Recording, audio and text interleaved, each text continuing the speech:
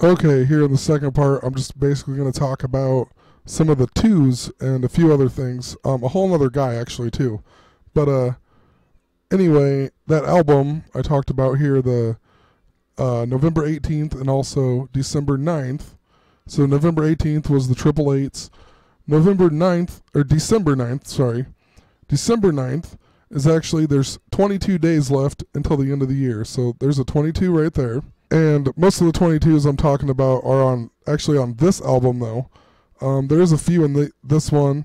I mean, like he talks about the hotel he's staying at. He doesn't know what it is, but there's two trees involved. And it's the double tree. But anyway. Now this part doesn't really have to do anything with twos, I guess. But he says that he likes to gamble, and his lucky number is 4 billion. And that doesn't work out so well at the casino. He says, we need 6 more dice. And then he says, yeah, 4 billion divided by 6. And then he says something about snake eyes. Yeah, snake eyes, right? Alright, so here you go. I'll try to show you.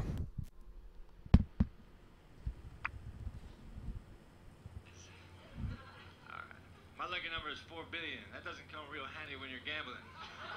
Come on, 4 billion. Fuck, 7. Not even close. I need some more dice. 4 billion divided by 6, at least.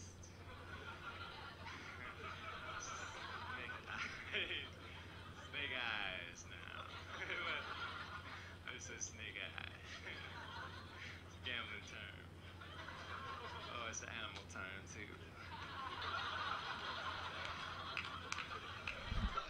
Now, that doesn't really seem that significant. 4 divided by 6. And then he mentioned snake eyes. Just the serpent, snake eyes. Anyway, 4 billion divided by 6 is 666,006.6 with a line over it. What are the odds that he would say that in his stand-up comedy skit? And then he mentioned snake eyes right after it. Then right here he talks about he hopes if he moves, he gets a real easy phone number like 222-222-222. And I'm just going to play the clip for you. I hope the next time I move I get a real easy phone number, something that's easy to remember. Something like 222-222-222. I would say sweet, and then people would say, Mitch, how do I get a hold of you? I say, just press 2 for a while. And when I answer, you will know you will press 2 or no. And then here he talks about how he wrote a movie script, and the producer liked it, but he wanted him to rewrite it, and he said he'd just make a copy, so I'd make 2. And if he wants 2 of something, he'll go to Kinko's. So he mentions 2 again, and here's the clip.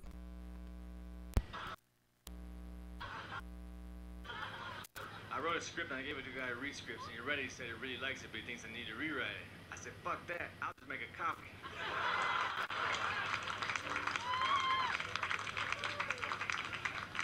I go to Kenko's. Because Kenko's is my favorite copy center if I had to pick one. Because they're open 24 hours. That's great. Like if it's 5 a.m. and then I decide I need 2 of something, I'm covered. Sometimes I wake up in the middle of the night in a cold sweat. I say, oh, shit. Oh, yeah, Kenko's. No problem. And then right here, he mentions about them being on acid, and they see a bear, and his friend thinks it's Smokey the Bear or whatever. Here's the clip. When we were on acid, we would go into the woods, because when you're in the woods tripping, there's less likely a chance you run into an authority figure. But we ran into a bear. That was even more of a buzzkill. My friend Dwayne was standing there, raising his right hand, swearing to help prevent forest fires. We got away from the bear, put his arm around my shoulder. He said, Mitchell, Smokey is way more intense in person. So I clicked on Smoky the Bear. First thing I noticed says, first it's 1944. And then I was just kind of reading through just the first few paragraphs here. He is created in 44. 1952, the songwriters Steve Nelson and Jack Rollins had a successful song named Smokey the Bear. And they added the to keep the song's rhythm. But the only guy you can click on is Jack Rollins here, and I clicked on him. And he died age 66 in 1973 on New Year's Day. And if you scroll down here a little bit farther, it says Smokey's debut poster was released on August 9th, 1944, which is considered his anniversary date.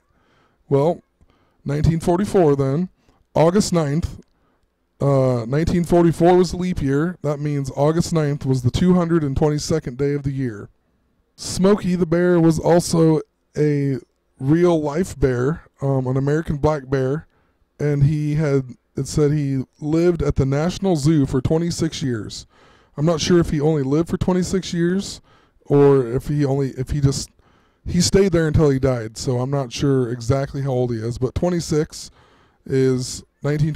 was 88 years ago. The list goes on. It says that he died on November 9th, 1976. There's your 9/11.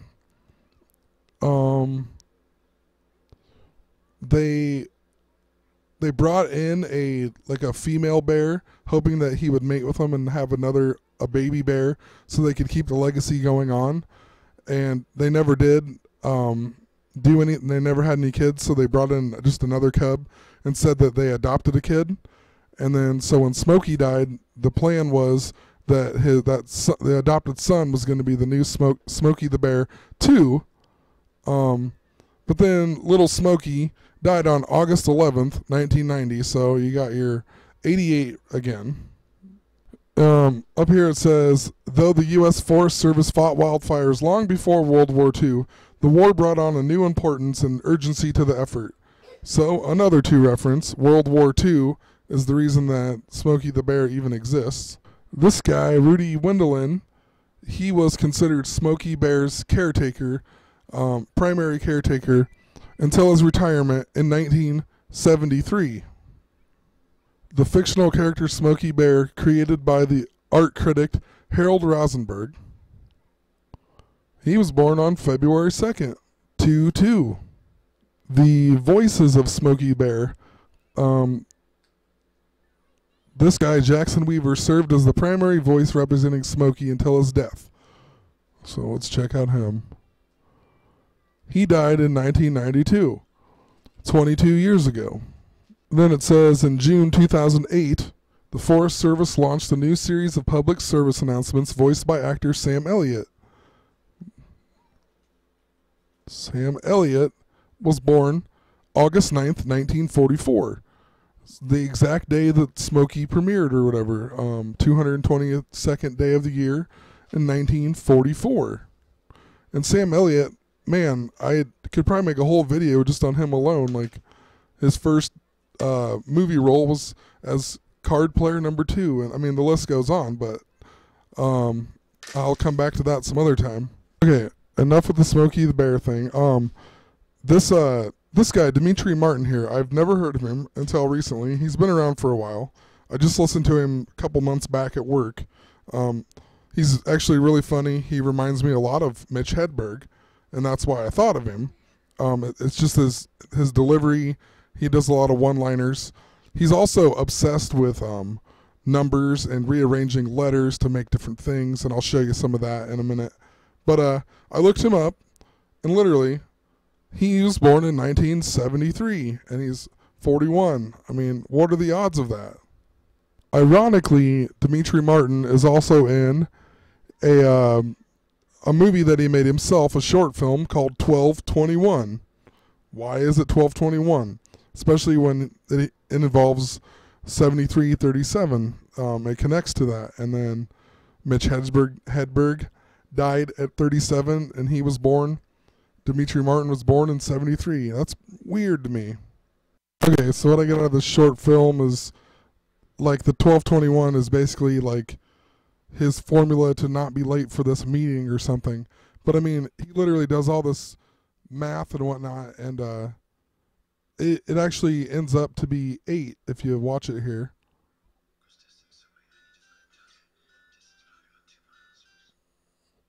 So he's like subtracting the time, like 12/21, blah blah blah, and 25 miles, and then it comes out to 8 minutes, which I just found kind of funny.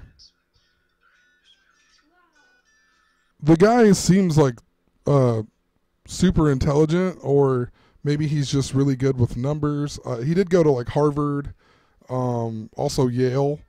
But anyway, like he does a whole stand-up comedy act or video on the word if and the 5 meanings of if, and he separates it, and he even calls it if I, because I believe he says a palindrome because it's spelled the same backwards, if I. And I mean, he shows like how crazy he is or whatever, how he's obsessed with numbers and rearranging stuff. And I recommend watching this if you really want to like dig a little bit deeper, and I should probably rewatch it a bunch more times. I kind of just skimmed through it.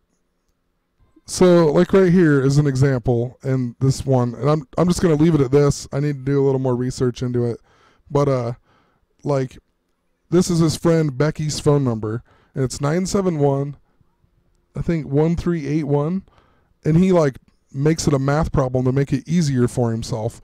So he does 9 times 7 times 1 equals, I can't even read that. Oh, 11 minus 8 plus 1. And then it's 2 times 1. What is it? 11 minus 9. And then the equals 2 equals 2. And he says that's much simpler to him than remembering just 971 1381 or 1181. But what's interesting to me is that you have right here, you have your 11 and your 9, and then you got your 11 or your 8 plus 1, or your 11 8 1. So you got an 11 8 and an 11 9, so a 9 11 and an 88, just in that little problem. Anyway, that's all I'm going to say for right now. So have a great night.